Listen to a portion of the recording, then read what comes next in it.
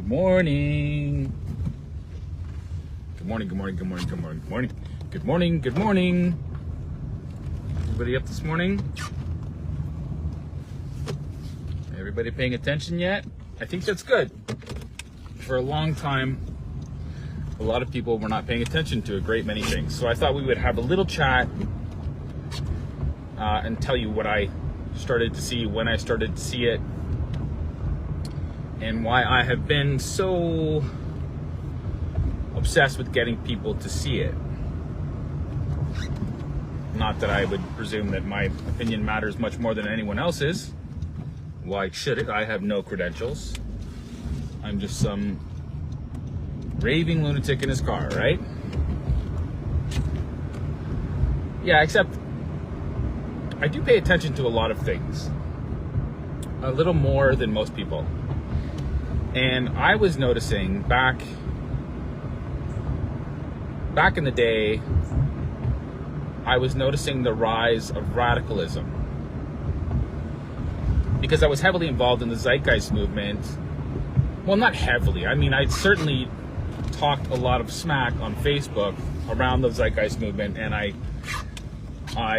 kind of bought into the whole capitalism is the problem type thing. And again, the problem is that people don't define their terms very well. What do we even mean when we say capitalism? For some people, it means one thing. For other people, it means something completely different. And that's kind of what I want to talk about, is that radicalism is what happens when you have wildly different definitions of reality. And that came to a head just a couple weeks ago. And I think a lot of people, I'm watching a lot of people's faces out there, especially moms, as I walk my kids to school most days. But especially moms. Moms they look stunned. And I don't blame them. Because I think the way that it's being portrayed out there, or at least the way a lot of people are seeing it, in the popular kind of like discourse, it's that one side is claiming the shooter of Charlie Kirk was radicalized by, we'll just call it trans culture. And the other side, and so we're going to get to that, but let's call it trans culture. One side, the normie kind of view on the news is that he was radicalized by trans culture. I'm not going to get into all of the details about the shooter. The whole thing is sus. Like, I'm not gonna say it's not. It is. It's totally sus. There's a lot of sus. It's extremely sus. The shooter itself, I'll post a video underneath this where a guy who's a body language expert noticed that there is two different versions of the actual sentencing going on with this guy, where he is extremely stoic and barely moves. And the guy, one of the points he makes is he says, this guy barely moves to acknowledge anything is happening. He's just like, when they're reading out the charges and the things that he's done, there's like almost zero emotional investment whatsoever. He's just staring, right? And even when people are doing that, there's reasons why they might do that, but he's just so emotionally cold that it's unsettling. And the guy points that out. He says, like, man, this guy is like not showing anything, because normally there'll be subtle body movements or whatever, little nods. But what this guy caught was that there is one little nod in the explaining of this guy's charges to him, and depending on where you got the feed of that particular reading, there's a lag in the sound, where at one point where he nods because they're talking about trans ideology, and he says, you did this because of the trans whatever, and he nods. And then there's one where it's like they finish hearing the charges and he nods, and just that tiny little lag changes where the emphasis on his acknowledgement of something is, right? If he's either acknowledging that he did it because this was an attack on trans culture, or he's acknowledging that he understands the charges as they've been read to him. There's a subtle difference. I'll post it underneath. You can watch it.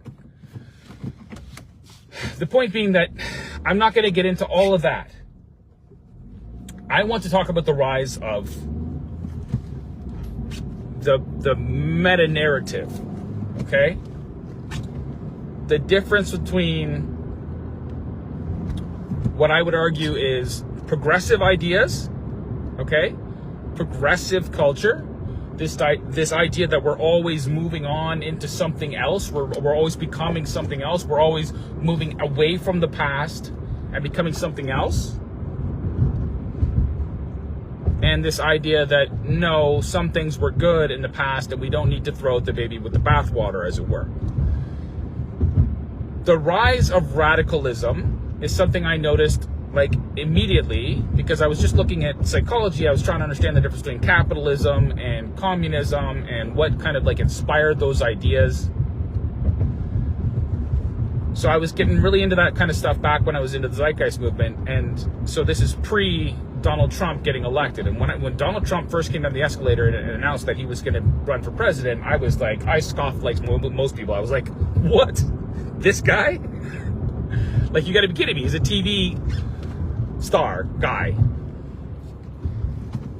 What do you call those? A reality show star. I'm like, this guy? There's a lot of problems right now, but not this guy. He's like a clown. And it was only after I listened to a few of his speeches and I recognized that what he was actually saying was that there's a rise of these kind of radical elements of society. And you can call them, by the way, when I say this, I'm talking in meta-narratives. I'm not talking about any individual person. Okay, that's very important. I'm not talking about any individual person. I'm talking about ideas. Because people act out what they believe. And when somebody really believes something, it kind of changes how they are even able to interpret and thereby communicate what it is they're saying. So there was a rise in what appeared to be radical Islam in the Middle East, with, you know, obviously Al-Qaeda was the first, and then it was ISIS, I think, was running around. Don't try to nail me on the timelines. I'm just pointing out that there was a rise in radical Islam and what perceived rise in radical Islamic attacks in Europe, things like that. I'm not saying anything about Islam as a whole other than people who believe it, I believe, are just like anybody else, and that's the culture they grew up with, and they are good people. I believe most people are decent, but I believe we are born in a world that is just riddled with sin. Because I am a Christian, I decided I'm a Christian. And so that's how I try to understand things. But you need to understand too that being a Christian is to radically accept all forms of truth except that which says a handful of things. Forgiveness is paramount. You cannot judge. There is only one God. There is only one way to the truth, and that way to the truth is Jesus Christ. And Jesus Christ was a radical for his time. You need to understand he was a radical among many radicals, but he was a radical in that he completely changed the way that everybody understood how we should think about human rights. And we should understand that everybody was born imago Dei, born in the image of God, made in the image of God. Okay? But what did that mean? That translated into saying that every single person has a spark of the divine, every single person has a soul. And that soul is not simply the byproduct of their genes or their, like, the physical body. Your soul is something different and apart from your soul. It is something that is gifted to you by God that makes you different than all the other animals on the earth. There is the creation, which is where we occupy. which a lot of people now are starting to say, oh, we live in a simulation, this kind of stuff. That's, I think, that's probably, like, that is the right way to think about it. For me to understand what I'm trying to say to you, we live in this world, but we are not necessarily bound to it. We have a spiritual dimension. We have a soul. And I believe that soul is a gift from God. And I believe that the God that came here on this earth to tell us that and make it explicit and said, you're not allowed to enslave other people because of what you believe. You need to say, I am not the God of other people. I can't determine what the worth of another person is with my ideas unless, yeah, go ahead, buddy, you're in a rush. Unless you think about this first. You must let he who is without sin cast the first stone. That's really important. And I saw people flipping out over the things that he was saying. He was saying there's a rise in radical Islam, there's a rise in radical gender ideology, there's a rise in leftist ideas. The leftist ideas, progressive ideas, are shrugging off. They're shrugging off of what was previous. Think about what was Kamala Harris always saying? Oh shoot! You know what? Somebody else write it. If it comes to me, I'll tell you later. But it was something like being unburdened by what has been, or something like that. But that was pure Marxism. The idea is that you're escaping the bounds of reality, and you're creating your own version of reality. You are becoming your own God, a person without gods above you that would determine what is right and what is wrong. We, as humanity, determine what is right and what is wrong. That is basic progressivism. Because we are much smarter than the last generation. We are more educated. We are obviously progressive. We are going to evolve. We're an evolving species. We were Cro-Magnon before, and now we are evolving into something new. That goes into posthumanism, that goes into transhumanism, that goes into trans. Trans translates into transhumanism. But it starts with trans. There's a book written by Martine Rothblatt, a billionaire, the inventor of a bunch of technologies, but I think she still owns Sirius. I might lose you here because I might lose a signal kind of driving through a back street. If I do, that will suck. So hopefully it holds out. But Martine Rothblatt, who was born a male and is trans into female, wrote a book called From Transgender to Transhuman. Because that's the trajectory of progressive ideas. You're escaping the material reality of this world and you're becoming something else. You're basically escaping the soul that exists, and you're becoming one with the material. That's what the bio-digital convergence is. The point is that all of these things come from this idea that we're escaping something. We must be oppressed, so we are escaping to something else. And the rise of this radical idea that was countervalent to the radical ideas of Jesus that created the modern world, that, led to actual equality, fairness, justice, replaced by social justice, which is this idea that society itself is the problem. And I wrote a whole piece talking about the difference between the French Enlightenment and the American Enlightenment. And the American Enlightenment was born of a different set of ideals. There's two different versions of it. But one basically was rooted in, it rooted in Anglo-Protestantism, not Judeo-Christian. Okay, Protestants were like throwing off the monarchy, throwing off feudalism. They believed that they could have a personal relationship with God And it came largely from Puritan types in England that were trying to get away from the king because the king had become cruel and unusual towards the people and said, oh, no, I have the power of God. So the king adopted this idea that he had the power of God. And the church held that up. The point is that Protestants said, no, we can figure out our own thing. And in the case of the French Revolution, that became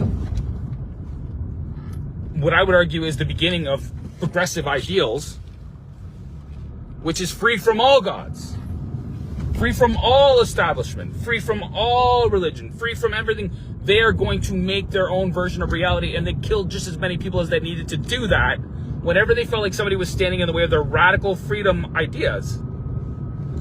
They would kill those people with the guillotine. Right?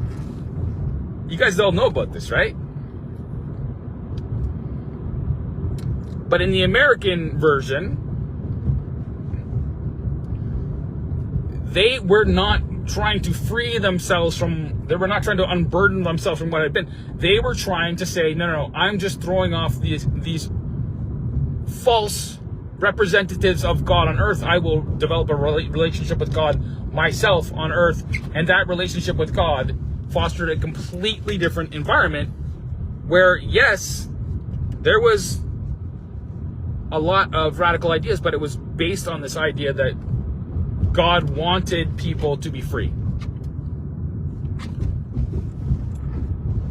And that also ended up going back and kind of like infecting the British sentiment, and eventually the British freed the slaves, ended the slave trade. But that was based out of ideas out of the American Revolution, not the French Revolution. Anyway, I wrote this piece kind of describing that because there's so many people I am seeing on the progressive left defending actual violence, like an actual assassination of a person who was preaching forgiveness, a relationship with the truth, a relationship with real things, as opposed to this idea that you're going to escape all the things and create your own reality. And I'm not saying anything about trans, like I don't want to blame the trans thing. I don't blame people for being lost and confused. I do not. It is not my place to blame. I don't know what's in their souls. Because I'm not God. There was only one God, and that God told us that the world is something that you can make sense of. And told us the best way to live our lives, and that produced the most prosperity ever known in the world. But because those kind of ideals have been attacked relentlessly, now we're watching people, like if you watch Piers Morgan program, people on the left that are defending this assassination, and they're saying, well, I'm not defending it, but Charlie said a lot of mean things. No, he challenged people on their convictions, and he said, why don't you put your convictions on the test against mine? And they always lost because they never really had anything real to cling on to. There was nothing there. It was all just about escaping. They were escaping responsibility. And we have a society now where it's all about escaping responsibility. It's about escaping blame. It's about escaping. No, all the blame has to be put on what is, so that it can be torn down to replace it with something that they cannot even define. And that's what Charlie Kirk really represented. Charlie Kirk represented this idea that you can define things. You can make sense of things. And I bring this all back because I'm going to go in and get my eggs now. But I'm seeing a lot of moms looking very puzzled because while they supported this idea of trans and there's trans flags all over the place now, that's really a radical idea. It's a radical idea pretending to be a nice idea. It's an ideology, and people act out what they believe. So it is a religious presupposition.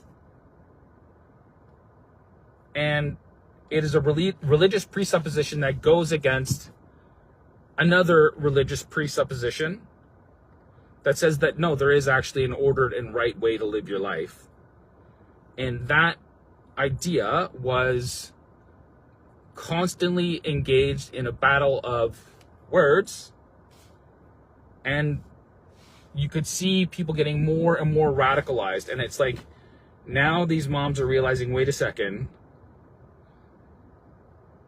do you mean that if I simply want to have a normal life for my children, that I can be a target of violence by these people because I'm not radical enough? That's a threat. You do realize that's a threat. I think people are starting to realize there's a threat from people that tell you that they need to be free of all things. And it's the same threat that happened in the French Revolution. And what I'm telling you is that what the sentiment we see rising is the same thing as the French Revolution. That's what it sounds like. That's what it looks like. That's what it is. And I wrote a whole Substack trying to explain the differences between radicalism and a radicalism of acceptance of responsibility for society. Okay, I hope that makes sense. The people that are saying that this stuff is okay, that violence is supported by violent words, like you've seen hate speech is like free speech is not hate speech. Well, there is a classification of free speech that should be rightfully spoken down towards, but let people have their radical ideas, let free speech live, and then you can figure out which ideas are better. But if somebody incites to violence, that's where you draw the line. But if somebody simply says, well, how do you know you're right? And then asks you to debate it, you can't meet that with violence because you don't like the way that they're making you feel. It's not about feelings. It's about what is true. What is your relationship to the truth? Hey, good morning, Bobby. Okay, I hope that makes some kind of sense. I love you guys. God bless. Should I do the thing? You are a human soul having an experience. You're meeting right at the intersection of the material and the metaphysical, and it's getting pretty wild out here. So welcome to the singularity. Some things are happening, but you're being asked to make a choice. What do you believe? And it's real, and it's palpable, and it's happening right now. Okay, I love you guys. Jesus walks.